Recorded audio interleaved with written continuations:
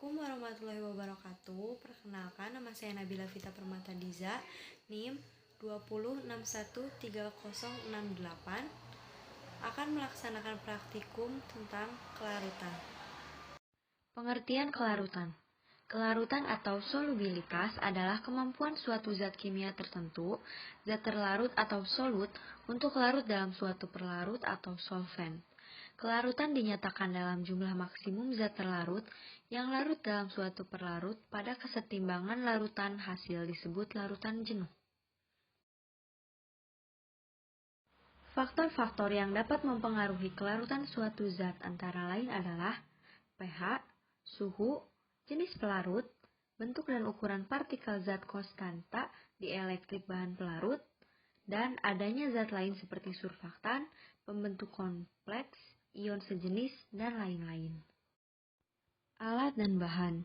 Yang pertama 4 buah gelas, yang kedua ada panci, yang ketiga ada sendok untuk pengaduk, yang keempat ada stopwatch untuk menghitung waktu, yang kelima ada garam, yang keenam ada gula, yang ketujuh ada tepung terigu, yang kedelapan ada bedak talk, yang kesembilan ada air panas, dan yang terakhir air biasa. Percobaan pertama yaitu pengamatan kelarutan. Langkah pertama, siapkan 4 buah gelas. Lalu masukkan air ke dalam masing-masing gelas sebanyak setengah gelas.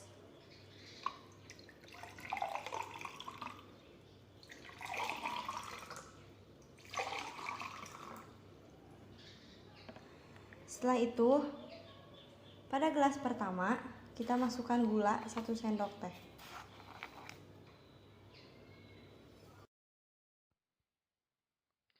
Aduk kurang lebih 1 menit.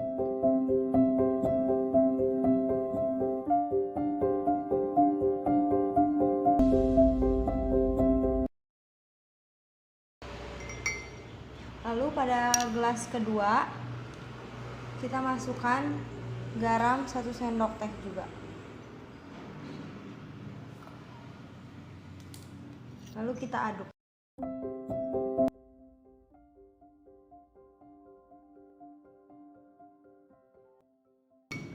Lalu pada gelas ketiga kita masukkan tepung terigu 1 sendok teh.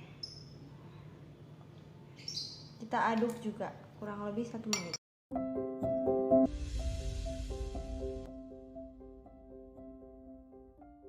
Lalu pada gelas terakhir kita masukkan bedak talk sebanyak 1 sendok teh. Kita aduk 1 menit kurang lebih. Setelah diamati, pada gelas pertama yang diberi gula 1 sendok teh dan diaduk kurang lebih 1 menit larut dalam air. Pada gelas kedua yang diberi garam 1 sendok teh dan diaduk kurang lebih 1 menit juga larut dalam air. Pada gelas ketiga yang diberi tepung terigu 1 sendok teh dan diaduk kurang lebih 1 menit, air berubah menjadi keruh dan menggumpal di dasar gelas. Gelas keempat yang diberi bedak talk 1 sendok teh dan diaduk kurang lebih 1 menit, warna air menjadi keruh, menggumpal di dasar gelas, dan seperti ada gelembung di permukaan air. Percobaan kedua yaitu faktor yang berpengaruh pada kelarutan. Suhu. Langkah pertama, siapkan 2 gelas. Lalu isi gelas pertama dengan air biasa sebanyak setengah gelas. Dan air kedua dengan air panas sebanyak setengah gelas juga.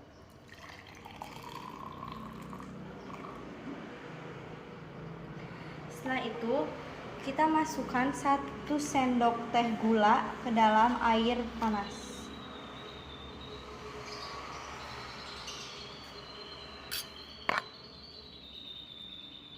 Lalu kita aduk. Catat waktu yang dibutuhkan untuk melarutkan gula. Lalu kita masukkan 1 sendok teh gula ke dalam air biasa. Aduk dan catat waktu yang dibutuhkan untuk melarutkan gula.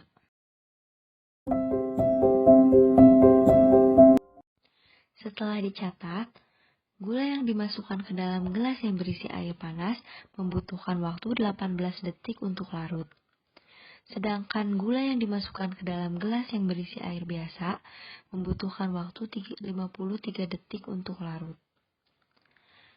Ternyata, gula yang dimasukkan ke dalam gelas yang berisi air panas lebih cepat larut dibandingkan dengan gula yang dimasukkan ke dalam gelas yang berisi air biasa. Dapat disimpulkan bahwa suhu berpengaruh pada kelarutan. Masih percobaan kedua, yaitu faktor yang berpengaruh terhadap kelarutan pengadukan. Langkah pertama, kita siapkan dua buah gelas. Lalu setelah itu isi dengan air biasa sebanyak setengah gelas.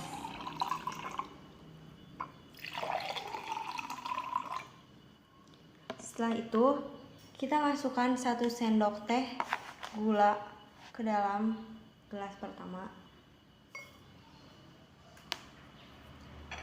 Lalu kita aduk dan hitung berapa lama waktu yang diperlukan agar gula larut dalam air.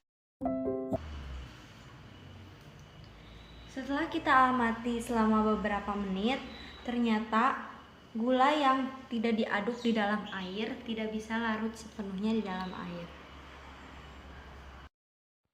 Gula yang dimasukkan ke dalam gelas berisi air biasa dan diaduk membutuhkan waktu kurang lebih 51 detik untuk dapat larut.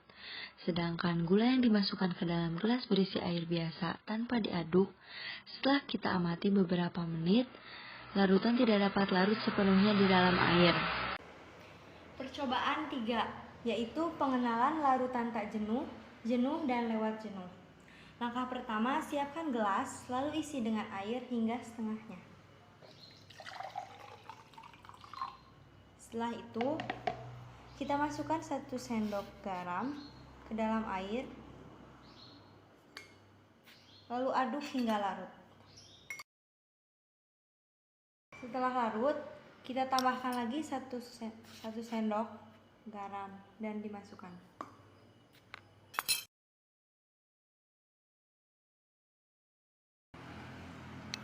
Kita tambahkan 1 sendok lagi garam.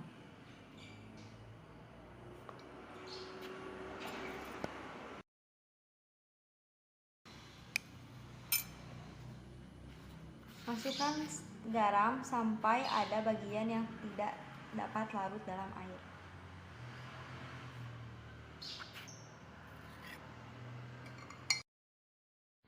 Kita perhatikan ada larutan garam yang tidak larut dalam air. Jadi, kita akan memasukkan gelas yang berisi larutan garam yang tidak larut ke dalam panci yang berisi air panas. Hal ini dilakukan agar larutan garam yang ada dalam gelas dapat larut di dalam panci yang berisi air panas. Setelah itu, kita aduk sampai larutan dapat larut sepenuhnya.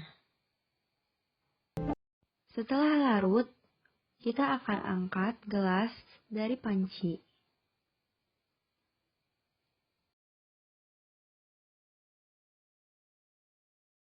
Setelah gelas diangkat dari panci yang berisi air panas, maka gelas harus didinginkan dengan air dingin. Caranya, masukkan gelas ke dalam panci yang berisi air dingin. Bisa diamati dari percobaan tersebut bahwa saat penambahan sendok garam pertama, larutan masih terlihat bening dan masih belum terjadi endapan.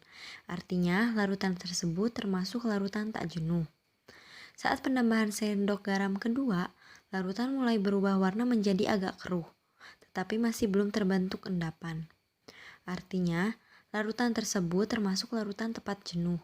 Sedangkan saat penambahan sendok garam ketiga dan keempat, terjadi endapan di dasar gelas atau dengan kata lain, larutan sudah tidak dapat lagi melarutkan zat terlarut. Artinya, larutan tersebut termasuk larutan lewat jenuh. Sekian praktikum mandiri yang dapat saya sampaikan. Mohon maaf bila ada kesalahan. Wassalamualaikum warahmatullahi wabarakatuh.